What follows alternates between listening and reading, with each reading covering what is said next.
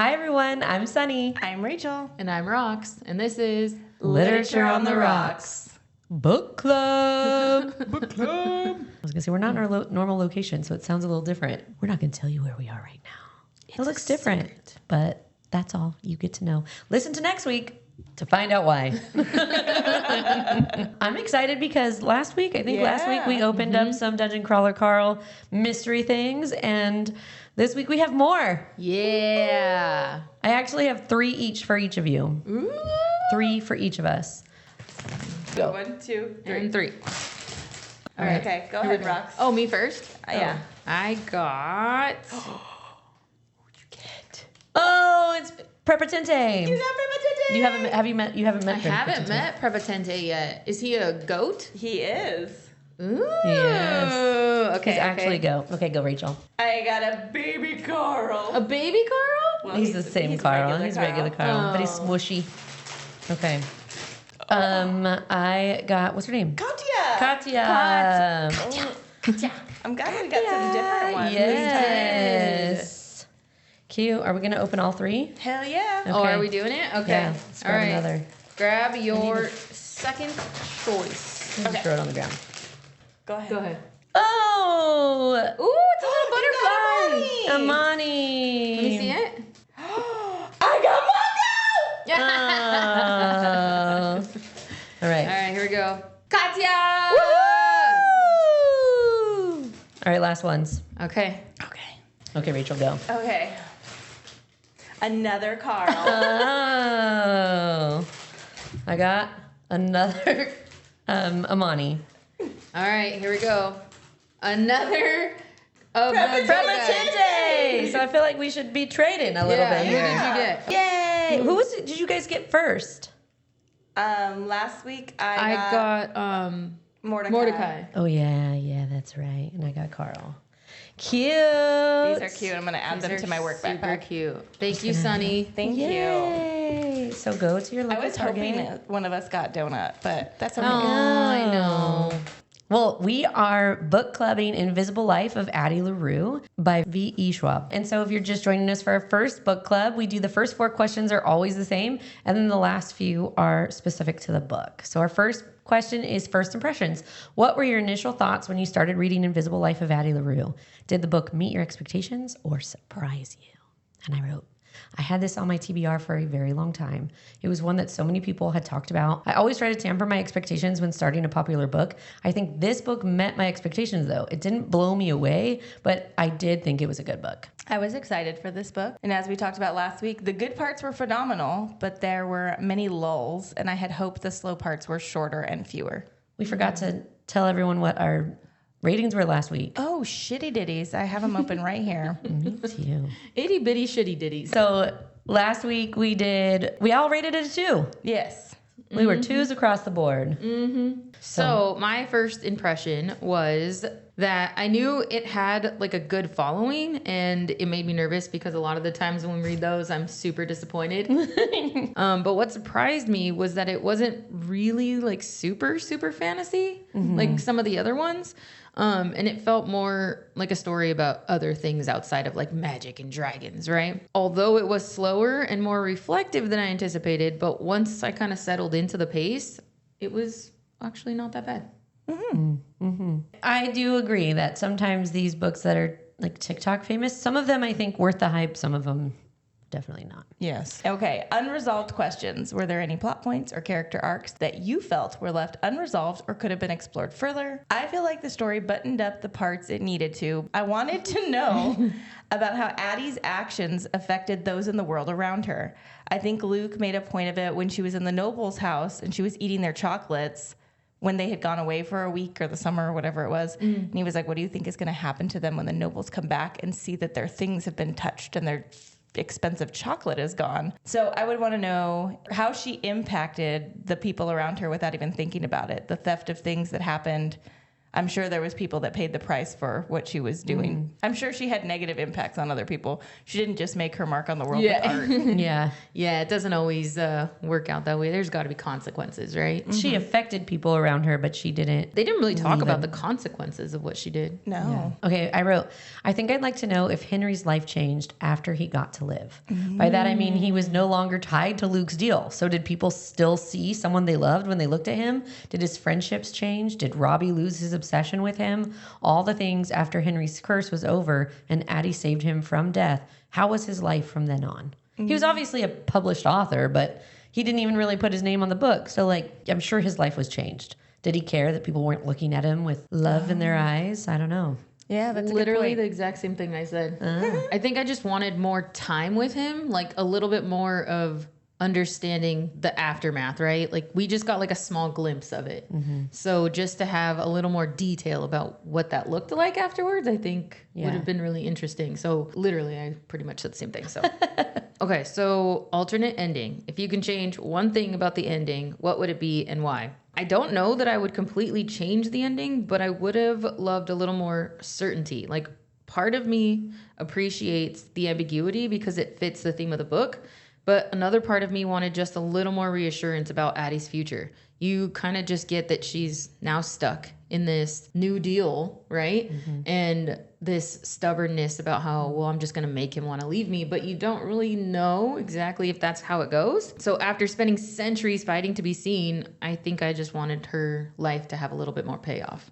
But I mean, she lived hundreds of years, so she got to experience all kinds of things. Like, yeah, but she's lived multiple lifetimes at this point. yeah, so would she have rather just gone back to being mortal and then got to finish a life, or does she want to live 300 more years trying to get what's his face Luke to let her go? Because then Or after she that, could just say, I'm done. yeah, then she I dies. think part of it is that she's stubborn. Yeah. She's like, I don't want you to win. So this is a way that I can save Henry. Okay, so my alternate ending I wrote, since this book is not part of a sequel, I don't think the book felt like it was the end of the story. It felt like there was this cliffhanger leaving us wondering what Addie's going to do to Luke. I think if I were to change the ending, I would have made it feel more resolved. I'm sure this was a choice by the author, but I like when I can close the book and feel like the story is over, and this one felt like there was another beginning, like there should be a second book. I have 2 sentences, and they basically say that. Is that I liked ending on a note that left it open for a sequel. Get him, Addie. But I looked it up, she doesn't have any, there is no sequel. So it's like, Not to this one. Yeah. Yeah. Maybe she will. Maybe it was leaving it open in case she wanted the option later. Because I would like to know how her life changes now that her and Luke are around. Because he does pop up when she's reading the book, and he's like, as long as I have you, I don't give a fuck what they write about you. Yeah. So how does life look now for her? If Invisible Life of Addie LaRue were to be adapted into a movie or TV series, who would you cast in the main roles? I did Addie, Henry, and Luke. Same. All right. So for Addie LaRue, I chose Phoebe Dynevor. Okay, yeah, I like that okay. a lot. I picked Anna Taylor-Joy. Yeah. I did Madeline Klein. Just because we've used her very often, I'm going to cast out Anna Taylor-Joy. Okay, she's just so versatile. I know she is, and she plays a great period piece. She does. That's why I was like, no, I really like her. Okay, so if we're casting me out, then I think I like Phoebe Dynevor? I Dynevor. think. Yeah. For Henry, I picked Logan Lerman. Okay. With the eyes. I'm seeing it. Okay. Who'd you pick, Rach? I did Gaetan Matarazzo. Okay. I did Nicholas Galitzine. He looks more like a Luke to me. Like he could play a shifty guy. He does, yeah. Yeah, I think I like him least for Henry. Same. All right. We had Logan Lerman, and who was the other one? Gaetan. Oh, Gaten Or Matarazzo or something. Is that how you say his name? Yeah. I thought it was Gaetan. Gayton. Yeah, it's like Gaten. I think it's Gaten Matarazzo or something similar to that. It's giving me Let's go Gaston with vibes. Yeah, let's go with him. Okay. Gayton. Yeah. Matarazzo. For Luke, I picked Matthew Daddario. Oh, I like that. Yes. I did Sam Claflin. Who did you pick? Yeah. I picked Tom Ellis. Oh, yes. He plays the devil. I know. I had him in mind, so I don't hate him, but I think he's too old. But he's alive for gazillion years. Yeah, but and so he's is- youthful now. I love him. And he as- gets to change he's himself. useful. Okay, so he just needs a little hair dye. I Some don't hate Botox. it. I loved him as Lucifer, so I do not hate it. I'm out. I have feelings about Tom Ellis, and I think that's why I want to choose him. You have feelings for him? I do. Okay. Yeah, because of the longer hair, we could probably add a little bit of a perm to it. I'm going to go Matthew Daddario. But I do love Tom Ellis. Okay, our ice drop. Addie is Phoebe Deniver. Henry is Gaten Matarazzo. And Luke is Matthew Daddario. Your personal mark. Addie spent centuries trying to leave some kind of mark on the world. What's something you hope people will always remember or associate with you? And I wrote, this is such a crazy question to answer.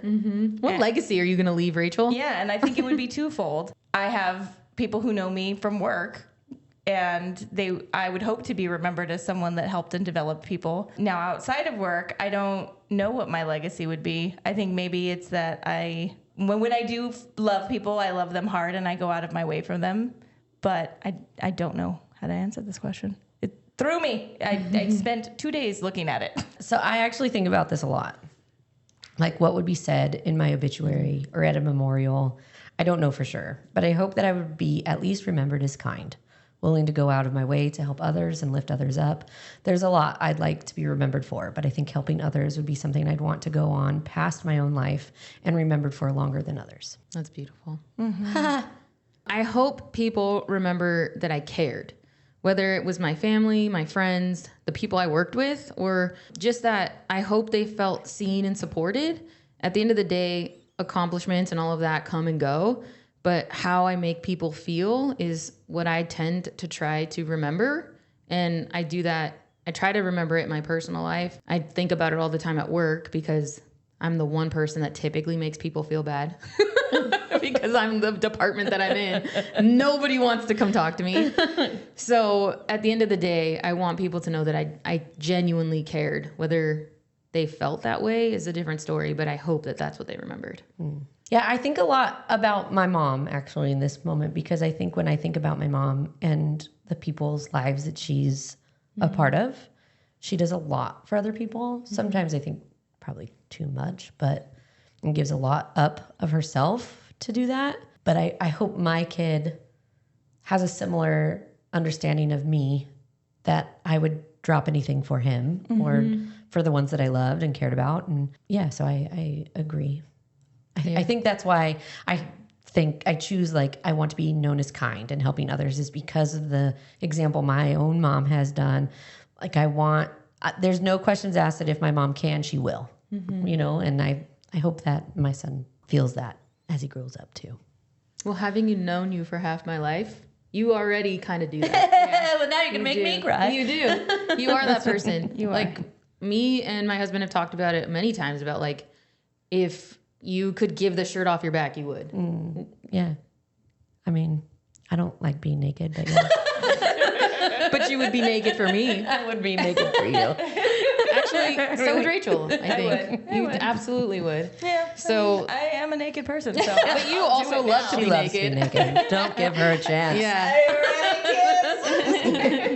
Yes. You'd be like, I think I need, she'd be like, the shirt off my back, I'll give it to you. Let's get these titties out of here. Yes. Just a testament that I get to surround myself with really wonderful people. We did choose a couple of really good friends. We did. Be jealous of us, listeners. Just kidding. Suckers. No, I hope everyone listening has what we have. Yeah. Freedom versus belonging. If you had to choose, would you rather have endless freedom or one person who truly knows, understands, and loves you completely? So I said 10 years ago, maybe even more, I probably would have said freedom without hesitation. But now, give me the person, which, you know, having a husband and a daughter and people who truly know me has shown me that connection is more than independence alone. So freedom sounds great, really, in like the big scheme of things. Like, I could do whatever the heck I want, but it's so lonely. So having, you know, a caring husband and a daughter who's growing up to be hopefully a great human and like friends who truly know me to the core, you know, like you guys do genuinely know me as a person because you've seen me through so many facets of life. That's, I think, what's most important. Same. So I recently had a work event in Vegas, and while I was there, someone asked me, a stranger asked me a question that kind of provoked this question. This person asked me if I could work anywhere in the world, would I choose where I work now? This person was trying to gauge how much I liked my job, but what it ended up making me think about was more so if I would choose the life I have now all over again. I think because I have someone who knows and understands me and then still chooses to love me every day, I know what that feels like. And I would choose it over and over and over again, even if it meant giving up all of my freedom to live however and wherever I pleased. I've been very blessed in my life to be able to travel to some really amazing places and see and do amazing things. But if I had to choose that over my husband and child and friends, I choose being loved completely. Ditto. Imagine you get to do all those beautiful things, but you have nobody to do it with. Yeah. Right? I mean, There's it's about the companionship and the memories that you get to make with somebody else. I mean, it's cool and all, big end of the day, but I don't get to talk about it with anybody. Yeah. Or reminisce on it because there's nobody there to do it with me. Yeah. I mean, but you meet great people when you travel, but it's different. They don't It's just know a different, you. yeah. It's a surface level interaction. Yeah, they know the version of you in that moment at that time. They know vacation you. Yeah, which is a you different- has no stress. Yes, hence when we're sister wives, and you know what I mean? Yeah. That's the version people meet us on vacation. It's not who we are. Right. So it's a different But type. not even on vacation, like going and living abroad for a little while. Like even that, even if people I'm meeting are getting to know the real me and not vacation me, to know a love that is not just I know you, but I actually choose to love you every single day is even when we're at our shittiest. yes. Yeah. I choose that. And my child. So, both. I wrote, I think this question changes by the age of the person because when I was young, like Addie, when she made the deal, I would have chosen freedom. And it still does have an allure to it, but I don't think I could stifle the loneliness, and I don't think I would be okay continually introducing myself to the same people that I have fallen in love with over and over again. I would take one person who truly knows, understands, and loves me completely because that's what I need now at my age in life. Yeah. Do you know what? I have to say, we are 3 women who are married happily and have children. But I know some people who are single and happy to be single and free. Oh, definitely. And, right. So I think I agree that it depends on the stage you're at in life, but Or what you value, and because some people are super happy never having children and maybe just having a companion that they never married. It's just somebody that they live with in life. Yeah, and married doesn't mean you don't have that one person who knows and understands you. even being married, I've known some not happy marriages. So Or that are strangers in the same home. And it doesn't necessarily have to be like an intimate partner, because it could just be like a best friend Yes. who just knows and sees you, and yeah. And I think you're right. too, it depends. Well, maybe not age, but I think experience in life, because you have some people, like I know some people who were married young, had kids very young, and now that they're older and divorced, they're now living that.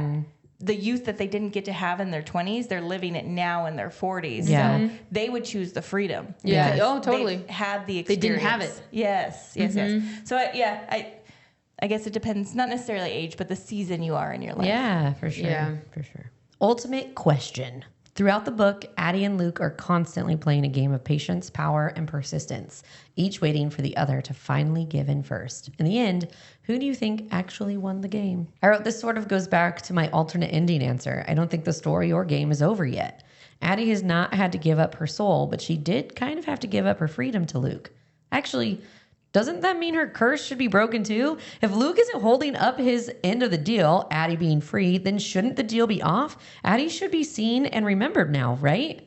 Anyway, Loophole. That was kind of a tangent, but at the end of the book, I think Luke is in the lead, but I don't think either of them have actually won the game. I also don't know if the game will ever end. It seems that Addie has gotten pretty used to the life she's living, and I don't know if Luke can ever not be around. So it seems like it will be a stalemate.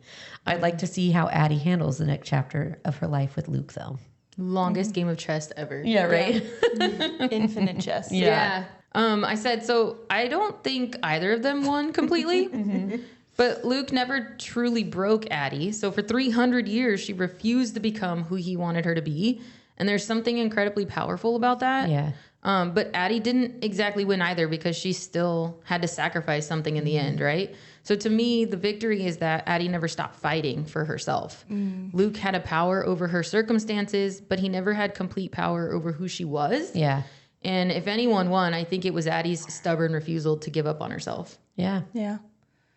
I also said I don't think anyone won. I think in the end, Luke may lose to Addie's cunning and stubbornness, but he is a god. So in the timeline of infinity, will Addie finally give in? And after some time, after he takes her soul, will Luke forget? And when he takes her soul, does she die or does she become like a demon? I think she dies. I think she dies. But who does she knows? get to live in the afterlife and Well, strike her own deals with people? all of the celebrities and famous people that he gave gifts to, they died when he took their soul. So I'm assuming she would just die, not exist. Maybe that's what I would do is work out a deal. Like when you take my soul, I want to be able to strike my own deals with the people now. Make me a god. Yeah. Make me a god. Maybe that's what she turns into because he doesn't seem like he wants to let her go. Yeah. So who knows? Yeah. She kind of is a god, even though Like people are- immortality is giving her that a little bit. Yeah. And then it would just be like, what do you want, baby girl? I'm going to give it to you. What do you want, baby girl? Yeah, she doesn't have like the magic that Luke has where he can snap his fingers and control people and whatever. yeah. But that would be part of the deal. Like, give it to me so that I can have my own powerful stuff. But yeah. Maybe. I don't know, V.E. Schwab. Only you can let us know. Schwab. Only you control the power. Okay. Yeah. So how do we feel about our ratings now that we've discussed? I'm still sitting at a 2. Me too. Same. I don't think I'm changing. Wow. Yeah. It's the first time for everything. All right. That's a wrap on this episode of Literature on the Rocks. We spent this week with The Invisible Life of Addie LaRue, a story about memory, loneliness, love, and the very human desire to leave your mark on the world. Next week, we're switching gears and diving into That's What Friends Are For by Wade Ruse, because we needed to trade immortal loneliness for friendship chaos. Make sure you're subscribed because we're here for you every Wednesday. Yep. If this episode made you think about the people who left a mark on your life or the mark you're hoping to leave on theirs, go ahead and rate and review the podcast because maybe being remembered isn't about living forever. Maybe it's about being meaningful to someone while you're here. Turns out immortality is a lot less glamorous when nobody remembers your name. If The Invisible Life of Addie LaRue stayed with you like it stayed with us, follow @LitOnTheRocksPod on Instagram and TikTok and visit literatureontherocks.com. Until next time, may your soul leave an impression, your people truly see you, and your stories always find someone willing to remember them. Cheers. Toodaloo. Bye.